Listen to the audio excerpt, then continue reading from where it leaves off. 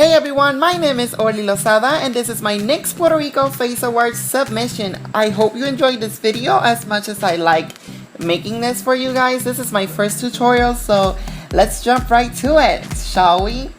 Starting off with foundation, I start with a foundation that's a little bit darker than my skin tone just because I wear a ton of powder, as you'll see in here, and it kind of washes out my color, and I like to have like this kind of glowy skin even though I wear a lot of powder. So blending all this through my ears, my neck, and after I blend, I'm going to take a concealer that's 3 to 4 shades lighter than my skin tone.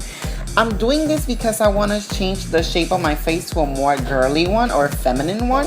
This is what drag makeup is all about, changing the male structure of face to a more kind of female-like. This is what it's called, fishy drag. So again, I'm putting this in the highest points of my face, including under eye, forehead, bridge of my nose, and my upper lip and chin, and blending it well. I blend a lot using different kinds of sponges because I think if I use the same sponge for all of this, the colors will mix and it could make it look muddy, and it's not a great look. And yeah, this is the blending process. I mean, it's quite easy and quite short. And here I am contouring. I use a foundation that's really dark, as you can see, but don't be scared. After I blend all of this, it will look great, trust me. It's drag makeup. This is meant for stage and for photo shoots, and for people who look at you very afar. So I contoured, as you saw, I contoured my forehead, my cheeks, and my chin. I did not contour my nose because I don't feel as my nose is that big and needs that kind of contour, so yeah. And here I am blending it in an upwards motion and leaving kind of a line, and it's because I kind of like that dolly look. After I blend a little bit more, I go ahead and take this concealer again and put it under it, just cleaning the contour lines and making this sharp, as if I had like really sharp cheekbones, and giving it kind of a 3D effect and blending it well. After I do this, I go ahead and powder the highlighted areas first with a translucent powder, and with the same translucent powder, I'm going to go ahead and powder my whole face. I do this first just because I like this to catch the most powder and then become a little bit more light. And you'll see right now, after I do this, I go ahead and beat the heck out of my face. And I go ahead and beat it a little bit more. And after I go ahead and blend it out. And I go ahead again, and after I blend all these out, I'm going to go ahead and put some more powder and do the process that's called cooking. Cooking helps the highlight to set more, and in this case, it helps me to go ahead and set my highlights and prevent fallout. Here I am contouring a lot. I'm setting the contours actually and reanimating the color, giving a little bit more warmth to my face with the contour color. And again, here I am contouring my nose. As I told you before, I do not contour my nose with creams because it's too strong for it, and my nose is already little, so I go ahead and kind of give it a little bit of shape and making it a little straighter because I have kind of a crooked nose. And yeah, shameless promo. Here I am contouring, and after I'm done contouring, I'm gonna put a little bit of blush. I don't know why I did it in this video after I contour. I usually do this last, but oh well. Moving on to the eyes, I'm using a lip pencil. Yes, I'm using a lip pencil to trace the new crease line, the new crease. And this is because it's a little bit more blendable, and I'm setting it with some medium brown matte foundation. And again, I prefer to use matte eyeshadows. I said foundation. Matte eyeshadows because it gives a realistic look, And I cut the crease this big because I'm adding glitter and I'm adding rhinestones to the look. And as you can see, I'm blending a lot with a lighter eyeshadow, and I go ahead and use the same dark eyeshadow again. This is a very back and forth thing until I get the blend that I want, and carefully blending where the eyebrow is under because the glue might peel. And peeled glue and this kind of makeup do not mix. It looks horrible. Trust me, I've learned this the hard way. Excuse me. So as you can see, I'm blending it thoroughly with the different shades of brown. And taking a little pointy brush, I'm going to go ahead and add the black. This is what makes the eye pop a lot more and what makes the shape so realistic, because I like the blend of this to go as if I had that crease there instead of like a drawn line. And I'm blending it upwards, and again using the same color scheme, brown and black. And at this time it's a lot of brown and black over and over again until I get the blend that I want. And carefully again with the eyebrow. Here I'm taking my jumbo eye pencil in milk. This is a lifesaver. This makes every color pop. But I'm using it for my whites because I like my whites to be really crisp. Here I'm blending it with a sponge applicator, and then I'm setting it with some matte white. I'm putting white since I'm wearing like a kind of an orchid / pink lip glitter. But let's go right to the eyeliner. I'm using a liquid eyeliner and doing a huge cat eye.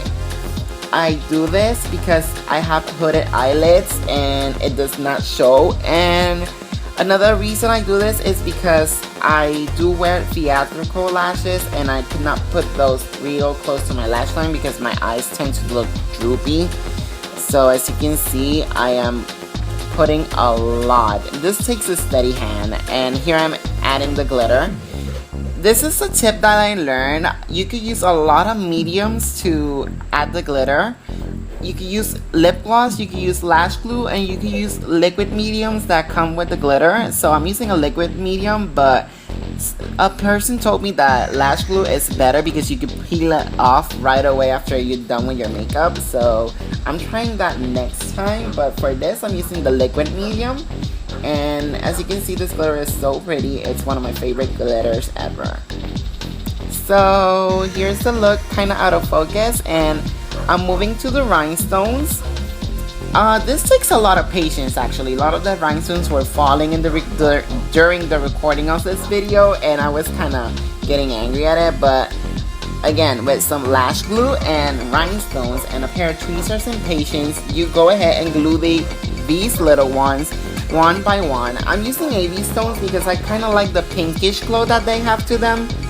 And one by one I'm adding them little by little, and again this looks so pretty.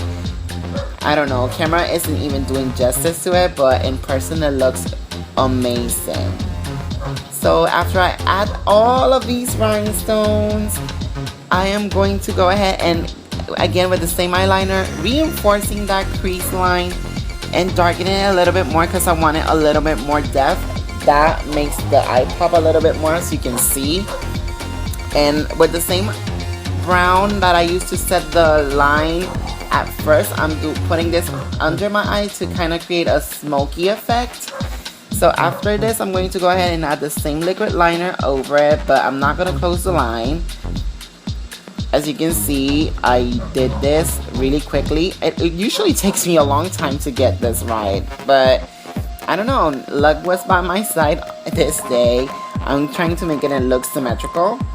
This is the bad thing about doing your makeup, one eye first and the other later. But I did this for the time recording sake. Sorry. Here I'm doing the eyebrows. To me, eyebrows are really important. The shape makes or breaks a look. So here I am taking a NYX brow pencil in brown and sketching them out. I do this carefully again, trying not to peel the glue. So you gotta be really careful. This is why I use this pencil a lot, because it's pigmented, but at the same time it's very, very gentle around those areas. So I'm setting the brow pencil with some brown eyeshadow because I want it a little bit darker since I'm wearing dark hair. And then I'm cleaning the brow with some concealer and blending it with my finger, because blending with fingers, I think it's so amazing. I mean, I discovered this a while ago and I can't stop. And setting the highlight with some light eyeshadow. So again, it looks crisp and does not move. I'm kind of adding a little bit of more shape to my brow because I feel like one came out a little bit thinner than the other. But eyebrows are meant to be sisters, not twins. And if they are twins, lucky you, I envy you. So moving on, I'm going to add generous coats of mascara. I mean, mascara them lashes out because, you know, black lashes are the thing. And here I'm adding my favorite drag lashes. I'm adding it closest to the lash line at the beginning and very in an angled motion to the end. This prevents the droopiness, even though sometimes while wearing wigs they droop a little, but I try and keep them as far from my real lash line as I can. As an added step, I put a little bit of powder on the beginning of my eyebrows just because I want to kind of have that little ombre effect, and here I'm like putting on a little bit of detail. Yeah, I'm moving on to blush. I'm using the same pink blush to reanimate the color, and I like this blush. And here I'm adding my favorite highlighter of all time. It's NYX Cosmetics in Ritualistic. It's kind of light for my skin tone, but I like the frostiness of it. It makes me look like a mannequin, and I love that look. And it kind of dilutes the pink blush I wore. So I'm adding the bottom lashes. This is another thing that can make or break your look. You gotta have a steady hand and you gotta be careful, because I've seen girls with the bottom lashes so crooked and their makeup is very beautiful, but crooked lashes destroy a look. Trust me. So you have a steady, if you have a steady hand, lucky you. Here I am adding the lashes, and here's the look with the lashes.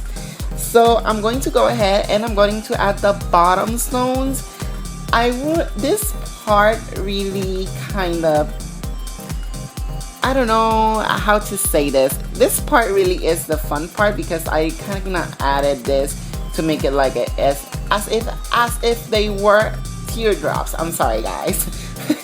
As if they were teardrops, and one of them didn't want to stick. And when you'll see this now, when I remove the powder under my cheeks, it goes on tour, like, bye, it went on tour, and I said like, no, let's go ahead.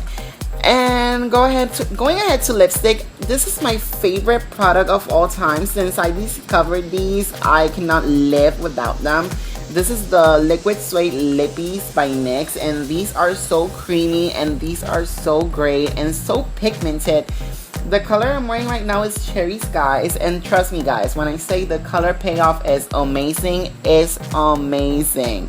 After I removed this, I mean, it was really hard to remove, to be honest, but the color stays. I stayed with this makeup like for 3 to 4 hours after, because I was taking a lot of pictures and I was starting to edit this video right away, and I still had it on, and I drank a lot. I mean, I drank a lot of water, soda, I ate with it, and it stayed a long time. Again, I'm not sponsored by this, but when I say you should get one, you should get one, you guys.